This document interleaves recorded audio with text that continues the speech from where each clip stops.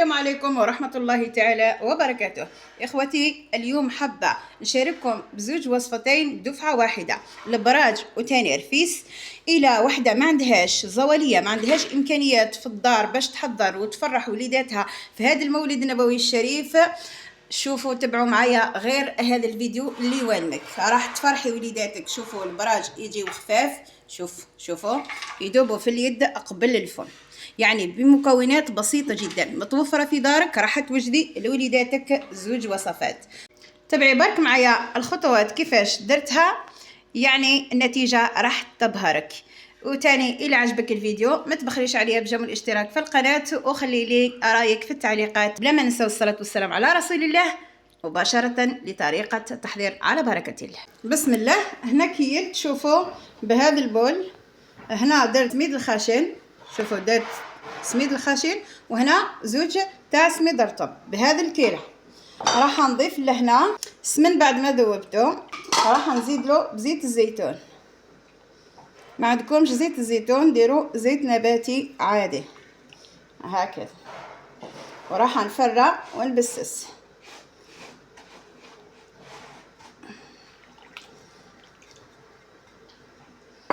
راح نبسس كيما موالفين نديروا نبسه ولا المقروط ولا هكذا بهذه بالاطراف باصابع اليدين، ما نحكوش مليحه، غير نبسو برك. نضيف تاني نص كيلة. الكيلة الاولى عمرناها بزيت الزيتون مع سمن، اما هذه نص كيلة تاع زيت نباتي هكذا. راح تجينا مبسه تدوب في اليد قبل الفم، يعني في زوج وصفات اقتصادية وجد سهلة توالم للمولود. وتاني ملاح الناس البسطاء اللي ما عندهمش مساكن، ناس زوالية تقدر تفرح وليداتها في هذا المولد النبوي الشريف ان شاء الله بالصحة والهنا. هكذا شوفوا بهذه الطريقة، ماشي كيما المقروط، مانيش راح نبسس مليح، ندخل برك ليدان ونخليه هكذا شوية برك، من بعد نولي ليه. شوفوا الاضافات اللي رايحين نديروها، شوفوا بهذه الطريقة، يعني خطوات جد سهلة، يعني درتهم بدفعة واحدة، مانيش راح نضيف الفرينة. شوفوا نخلي هكذا شوية برك، راح يشرب هذا الليذان، بعد نولو ليه. هنا عندي الماء ونفرغ الحليب، شوفوا ندير المزيج بين الحليب والماء، وراح نضيف شوية تاع الملح هكذا، شوية تاع الملح، نحرك ونروحوا نكملوا. شوفوا بعد ما خليته شرب لي ذا كاع، شوفوا يعني تحصلت على واحد شوفوا كيفاش يجي، شوف روعة. واش راح نضيف؟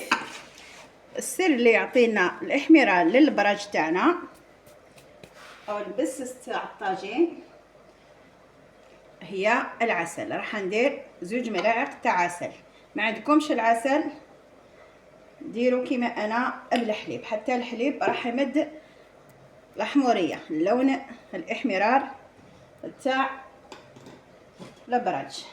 شوفوا وراح نشمخ مانيش راح نعجن، راح ندير غير بيدي هكذا كيما الطعام، نلمو برك بهذه الطريقه. او الملح درتو فيه الحليب مع الماء، مزيج بين الماء والحليب هكذا، غير بشويه نتحصل على عجينه طريه. في الاول نديرها طريه، بعد نخليها تتشرب. اما اللي راح نديرو الفيس راح نديرو ديريكت للفور باه يطيب، مانيش راح نخليه هاك. شوف حتى نكمل كاع الكميه تاع الماء والحليب، راني نقول لكم مانيش راح نعجن، لازم تلموها برك، طموها برك. شوفوا غير باصابع تاع اليد هكذا. هذا راح نغطيه في الساشي، قلت لكم راح نديرو براج. اما هذا راح نكملو، شوفوا راح نشمخو مليح ونديرو ديريكت للفرن. هنا نرفد بلا تاع الفوق وراح ندهن بالزبده ولا بالمارغرين ولا بالزيت، المهم ندهن باش ما يلتصقليش. ونقص درجه الحراره، نشعل فوق ولتحت. وراح ندير هاد العجينه الثانيه، راح نخبزها هكذا برك، مانيش راح نسقمها مليح. شوفوا هكذا نثقب، يعني عشوائي برك، تقدروا ديروه دائري ولا المهم راح في الاخر راح نفتوه ونرحيوه في الاشوار، نقطعوا برك هكذا باش يسهل لي. شوفوا ونديرو للفرن، نشعل من تحت ونشعل من الفوق، يحمر كي يطيب مليحه، وبعد نرحيوه هكذا. ونزيد هنا هكذا، نروح نديروه يطيب. شوفوا نولوا البرنج تاعنا، يعني طريقه سهله جدا. شوفوا نشف كامل من الماء، ما قعدش بزاف هكذا. راح نشمخ تاني، عملت شويه تاع الماء مع الحليب. اسهل طريقه راح نحضر، انا هنا حضرت الغرس تاعي بعد ما فورته ونقيته. دوك تشوفوا واش راح نضيف له. شوفوا نزيد هذه الزوجه، يعني طريقه سهله تاني، غير تبعوا معايا الفيديو تشوفوا للاخر نتيجه سهله، طريقه سهله جدا وواضحه حتى للمبتدئات ولا اول مره راح ديري البراج وتنرفيس يجيوك في زوج روعه. شوفوا هكذا راح نخلي هذه وراح نبدا بهذه قبل نروحوا للغرس تاعنا. شوفوا بعد ما فورته خليته برك برد شويه، ومن بعد بديت ندلك فيه باش يوليني طري. راح نسم او نكه بشويه تاع القرفه، نزيد شويه تاع المارغرين شويه برك. شوفوا هكذا راح نديرو وندلك حتى يولي طري شويه، لازم يولي اطري هكذا. وراح نحطو على جنب، نروحو نديرو البراج تاعنا باسهل طريقه. يعني وحده مبتدئه ما تعرفش ولا تخاف ترفد العجينه من بعد تتكسر لها ولا، شوفوا برك الطريقه معايا، تبعوا معايا الطريقه. وإلا لحقتوا لهنا ما تنساونيش وما تبخلوش عليا بجنب والاشتراك في القناه فضلا وليس امرا. هنا نشمخ يديا بهذاك الماء تاع الممزوج بالحليب. شوفوا الغرس كيفاش جا اطري. راح نشمخ يديا في الزيت وراح نجمعوه. بعدا واش راح نديرو في ساشي هكذا. تابعوا معايا الطريقه. شوفوا حطيت هنا العجينه في ساشيه، راني استعملت ساشي واكياس عاديه جدا هكذا. راح نمشي قبل بيدي هكذا، ومن بعد نستعمل ساشي باش نديرو بالحلال باش يتنحو كامل هذوم. شوفوا هذوم اللي يبانوا مقطعين، يجيني املس هكذا. نحط ساشي تاني الفوق ونبدا بالحلال، نرقق شويه يعني السمك تاعها يجي معتدل، ماشي رقيق ماشي خشن هكذا. بهذه الطريقه نمشيه. شوفوا هكذا راح نسقم باش ما نخصرش ونقطع بزاف الاطراف هكذا. راح نسقم بيديا يجيوني متساويين. انا راح ندير غير بالسكين، ما عنديش المثال، راح ندير غير بالسكين. يعني قلت لكم بامكانيات بسيطه جدا غير متوفره في دار الزواليه. مانيش نقول على اللي عندهم. هنا تاني الغرس شوفوا رفدته وراح نديرو في المنتصف، لازم نجيبو كيف كيف. شوفوا راح نمشيه نديرو مستطيل، يعني نص تاع المستطيل هذاك، مانيش راح نديرو مستطيل كبير، يعني وحده ما تقدرش تتحكم يعني بحاجه كبيره هكذا، عجينه كبيره ولا بالساشي، تستعين بالساشي راح تسهلها الخدمه. ها اصابع اليد برك نمشيه، يعني الغرس راه طري. شوفوا هاك نروح نرفدو لهنا. شوفوا هكا راح نقطع، نسي نقطع نجيبو بالتساوي هكا. شوفوا يعني طريقة سهلة جدا. حتى لهنا نجيبو في الوسط هكا، نح غير الغرس.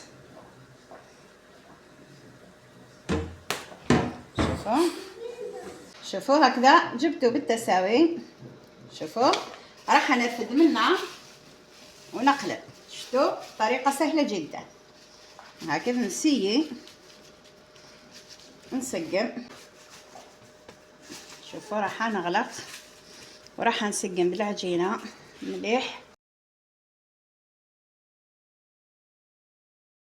هكذا. نمشيه غير بيدي شوية وبعد نستعمل الحلال.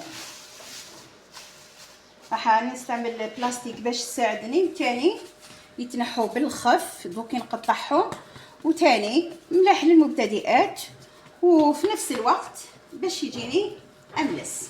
السطح تاع البراج ملساء دوكا نحبب. شوفوا باش ما تقعدش لي طراس تاع يديا راح ندير بالحلال. راني غير نسيي. شوفوا واش راني ندير، نعبس شويه برك هكذا باش كامل هذاك الحشو وتاني يلتصق. شوفوا راح نستعمل الحلال، قلت لكم برك ما نعبسش مليح خاطش درت بيديا خلاص.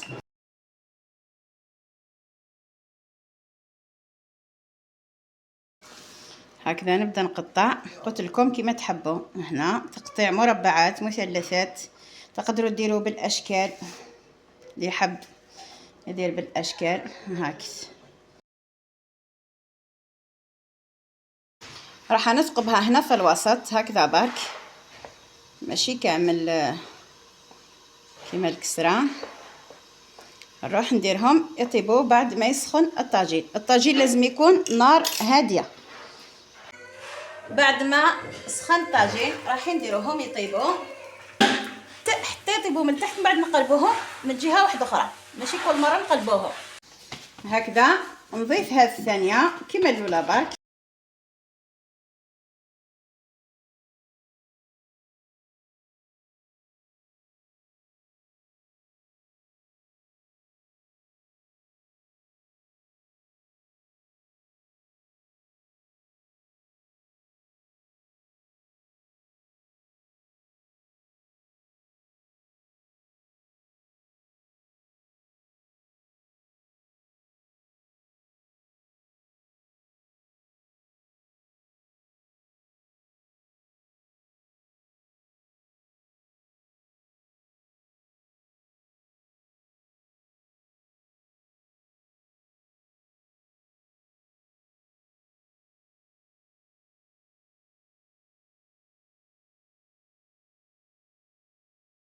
بعد ما كملنا الطياب تاع البراج تاعنا في زوج، شوفوا الله يبارك شحال جاوني.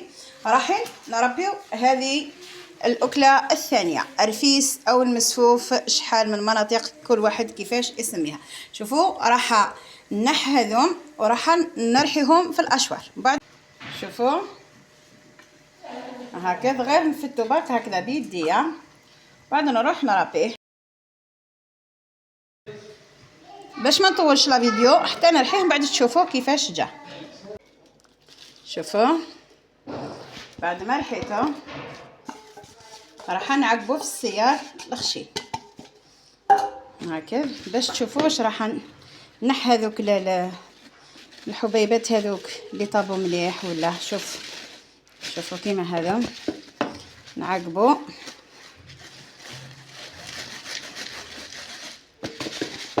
درته هكذا. نتحصل على هذا. شوفوا هذوما الخشان مليح نحيتهم. شوفوا يابسين مليح وخشان، ما يجيوناش مليح اذا درتهم هكذا كبار.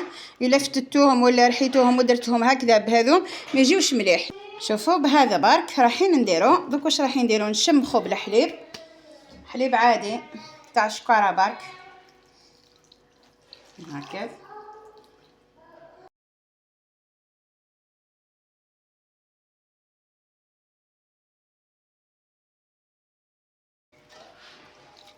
نزيد دوك يشرب كامل الحليب هذا، نديروه يفور التفويره الاولى. شوف هكذا دوك نخليها غير يشرب شويه بعد نديروه يفور. ندهن الكسكاس هكذا بزيت نباتي باش ما يلتصقليش في التحت. شوفوا راح نديرو لهنا باش يفور هكذا.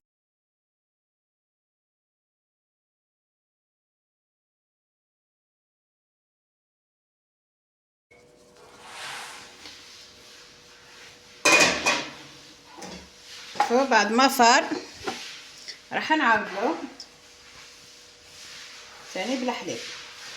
شوفوا الحليب تاعكم وشوفوا الذوق تاني. الا مخصوص الملح، انا في الاول درت الملح، الا مخصوص الملح ضيفوا غير قرصه صغيره برك هكا. ونبدا نعاودلو كيما طعام. راح نستعمل الفوي هنا باش نفتت الحبيبات خير وما نحرقش يدي هكذا. داني تقريبا 2 أكياس ونص هكذا. نشوف لازم يكون رطب ما يكونش خشين، وكي تجيو تاني تاكلوه ما يكونش يقهم يديرونجيكم.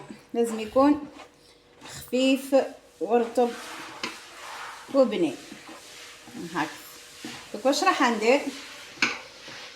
راح نضيف هنا 3 ملاعق كبار تاع الاكل، ملاعق كبار تاع سكر كلاص. شوفوا معمرين مليحه. غادي في الاخر رايحين نضيفوا العسيله. اللي ما يحبش الحلاوه يدير غير يكتفي غير بزوج هكا. راح نضيف كاوكاو محمص ومرحي. درت هنا 2 كيسان تقريبا، 2 كيسان حمصته مليح ورحيته. شوف تمتم شرب كاع الحليب اللي درته. شوفوا كيفاش يجي هايل.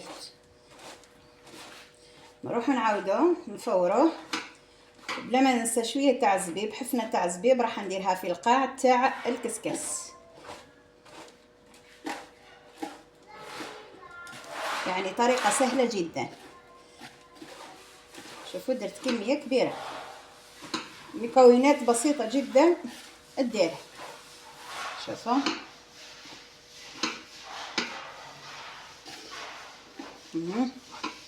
خلطته كامل هكذا. دخلت كامل هذاك السكر مع الكاوكاو باش يخلطوا مليح.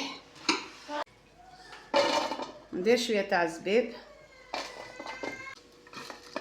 لهنا، نديرو الفور التفويره الثانيه.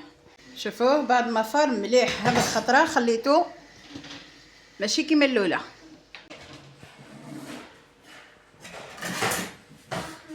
نسكب هنا مع هذاك الزبيب اللي درته لتحت غير شويه برك ما كثرتش.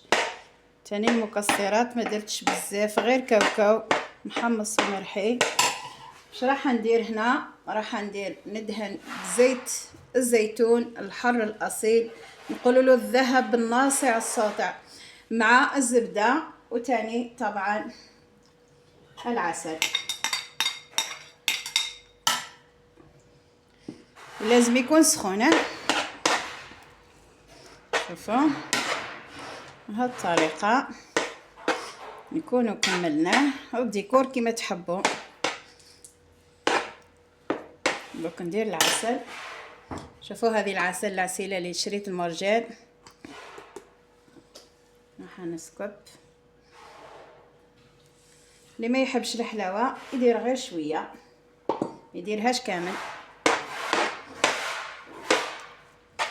شوفوا بهذه الطريقه يجي معسل وتاني بنين بزاف، مع الزبده مع السمن مع تاني زيت الزيتون. صدقوني روعه. بنه وكندير بيديا احسن.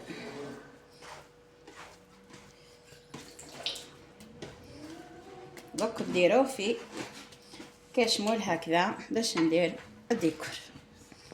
شوفوا يجي هايل. شوفوا تقدروا ديروهم من حبات هكذا روعه. راح ندير قبل هكذا وحده صغيره نوريها لكم، ومن بعد نكمل انا وحدي باش ما نطولش مليح لا فيديو وتملوا وتخرجوا بلا ما تكملوه. كملوا الفيديو حتى الاخر. هكا نعبز عليه بيدي وراح نديرها هنا برك. شوفوا نعبز عليها مليح هكذا باش تحكم لي هكذا. دوك نعبز وراح نديرها في كشبله هكذا، بعد نديكوريها الفوق. المهم تزيين كيما تحبوا نتوما واش متوفر عندكم في الدار هكذا. ونقلب. شوفوا دوكا النح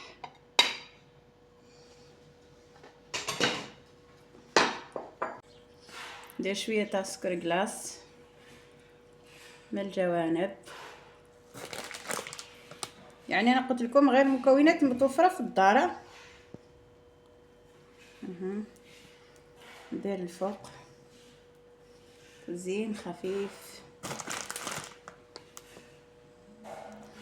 نزيد هكذا. اش راح ندير شويه تاع زبيب.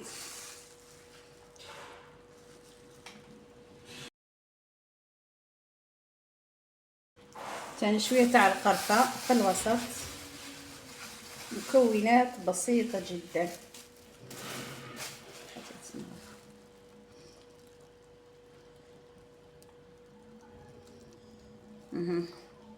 هاي ليك.